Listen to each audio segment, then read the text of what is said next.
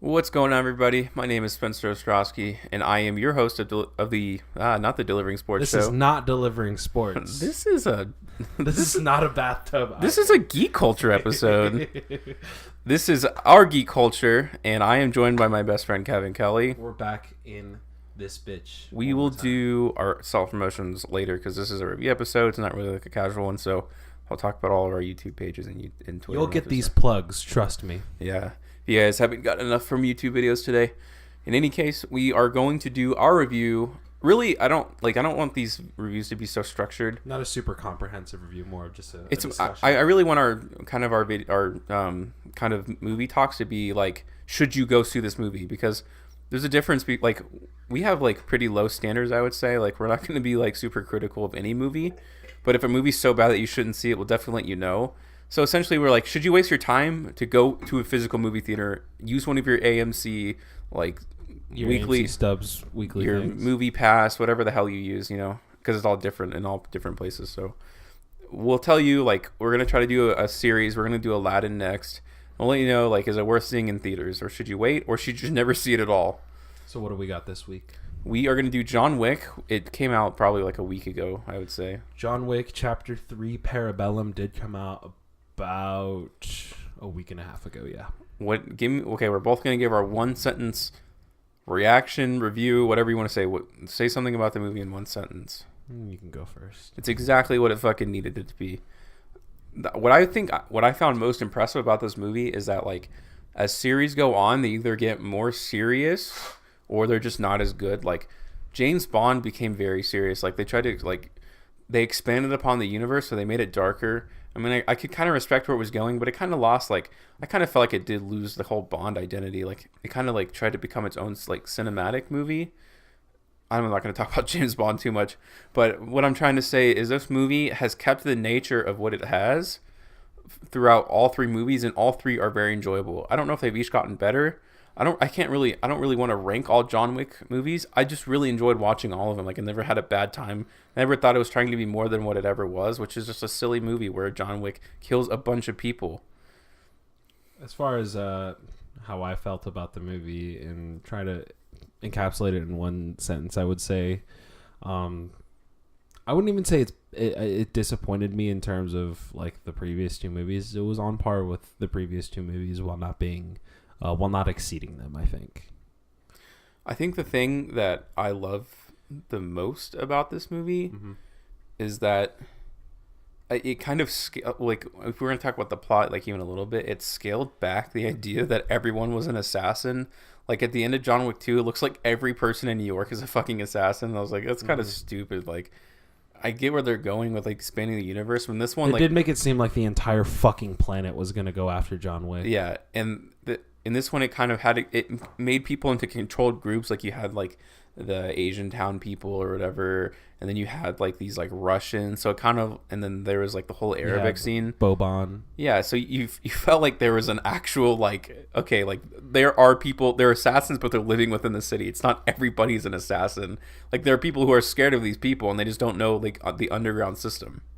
I like at the very end of I think it was the very end of chapter 2 when all those, like, when everyone's going after him because of D'Antonio putting the bounty on his head, the super fat Asian guy coming. I'm like, all right, guys, come on, like, this guy's a fucking master assassin too. Yeah. Like, so just, like, to go over general, like, action obviously is so good. Like, the action the direction, and as far as the action is in all of these movies are completely unmatched. Yeah, like, these movies this one was a lot more focused on, like, a little more hand-to-hand combat. Like, you could really feel the intensity. Like, the Boban scene was pretty intense. It was more entertaining than intense, but there was obviously, like, sword fights and all that kind of stuff.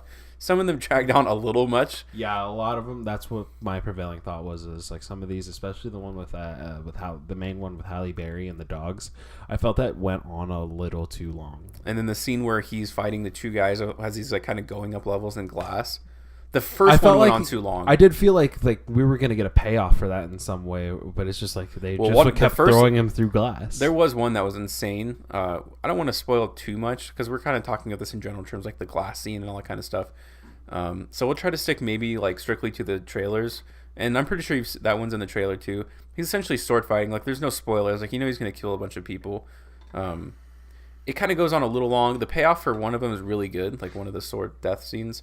And obviously my favorite scene was the knife scene in the beginning. That's kind of like the famous, that's one of the big scenes, I guess, from the trailers where like from like that first act. Yeah, they're essentially breaking glass and like throwing knives at each other. It's done so excellently well. Like, he's fighting like 4 guys at the same time, and it transitions in between so many different things. Like, first they're fighting hand-to-hand combat, and then they realize they're in a room full of like weapons, and then it's just really cool. And there's actually one scene where he like breaks a glass and builds his own revolver just to get one kill. That was fucking incredible. It's so great. And there's all these other scenes where the whole like they're elevating the sense of what it means to be a creative kill in John Wick, because some movies are so freaking serious, man. Like, James Bond is like, it's over the top, but some of it is so serious. Like, in John Wick, he slaps a horse's ass and it kills like 3 people. It's so cool.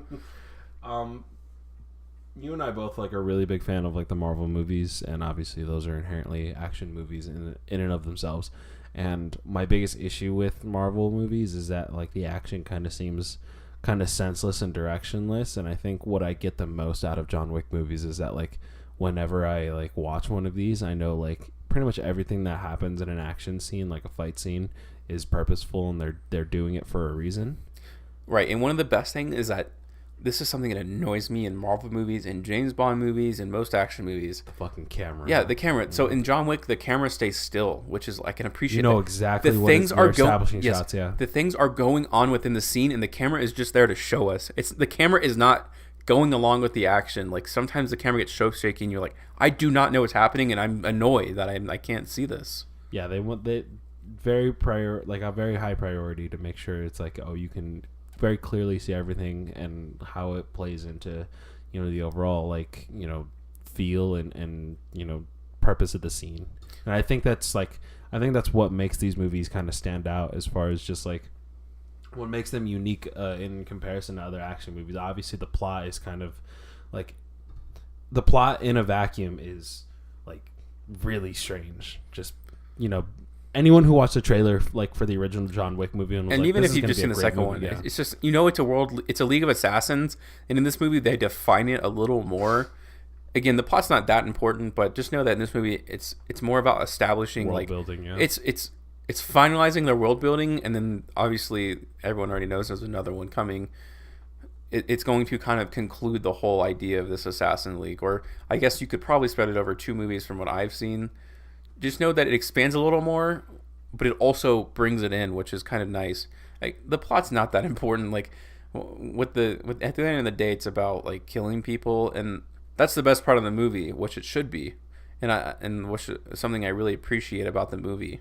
I was watching another podcast review it, and there were like the parallels to, because like recently when we were at GameStop and we saw that like apparently there's an Assassin's Creed Easter egg in the Division 2. And how it's going to launch the Ubisoft cinematic universe, essentially. Right. I think that the Templars are the one who started the disease in the Division. So like, I saw that, and we're watching this movie, and like the parallels to Assassin's Creed were just like, oh no, he like literally chops off his goddamn finger like they do in Assassin's Creed. I thought like at some point they were going to be like, oh, the High Temple or the High Table were fucking Templars, and I'm like, I would have gotten up and walked out of the theater if that was the fucking case. That'd be wild. That'd be funny if they slipped like some Easter eggs in there. But yeah, I just think as far as trying to expand the world and make it seem like this is more of expansive, like bigger stories to tell, I think they did a good job of doing that. Obviously it's like you don't want to make it like an interconnected universe with other movies or anything like that, because that's kind of dumb. Right. And I think that's what John Wick does so well. It's its own thing, and it knows what it is. Yeah, so I think they did a good job of like not going too far and reeling that in, and I think that's the one thing they needed to not fuck up in this movie, and they didn't fuck it up. So like in conclusion, like all these words, all it means is this movie is very fun. Like go see this movie. Go see it. It's intense. Like, don't bring your like little daughter. Like my mom told me, little girls in there. Like maybe don't do that.